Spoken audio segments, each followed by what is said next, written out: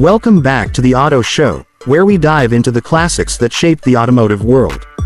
Today, we're taking a closer look at a car that may not be as instantly recognizable as some modern icons, but it played a critical role in automotive history. This is the story of the Chevrolet 490, a car that dared to challenge the king of the road, the Ford Model T. Let's rewind to 1915.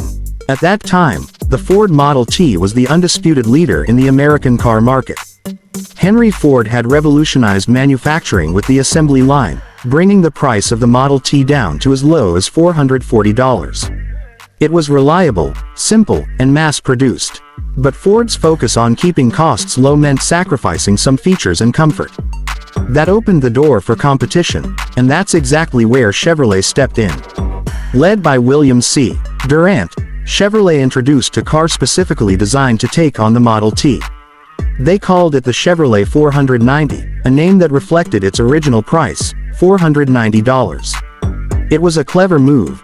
Not only did it place the car within reach of the average American, but it directly challenged Ford's pricing strategy. But the 490 wasn't just about cost, it was about value. Under the hood, the Chevrolet 490 was powered by a 2.8-liter inline four-cylinder engine, producing about 24 horsepower.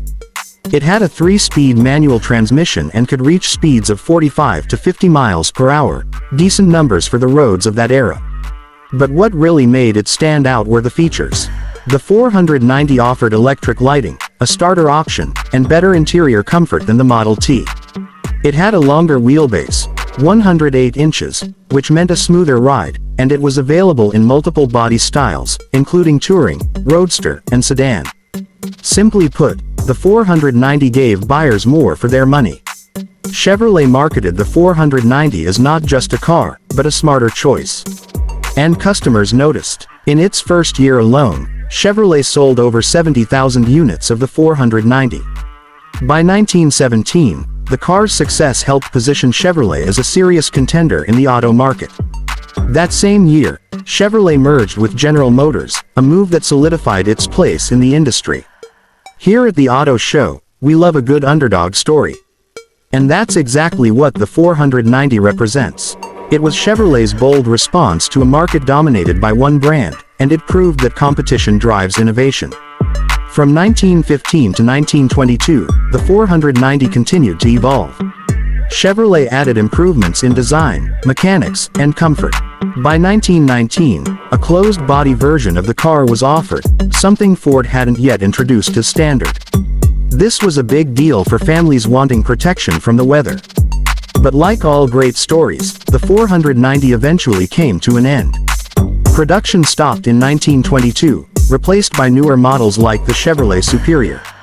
Yet, the legacy of the 490 lived on.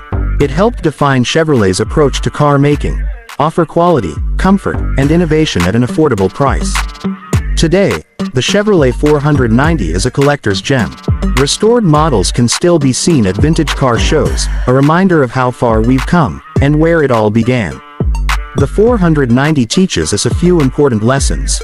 First, even in a market dominated by giants, there's always room for innovation.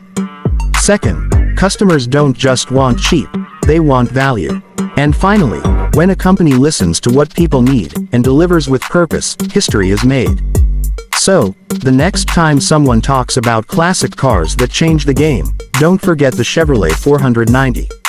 It may not have the flash of a muscle car or the sleek lines of a European sports coupe, but it had something just as important: vision. Thanks for watching the Auto Show. If you enjoyed this trip through history, be sure to like, subscribe, and leave a comment. Let us know which classic car you want us to cover next.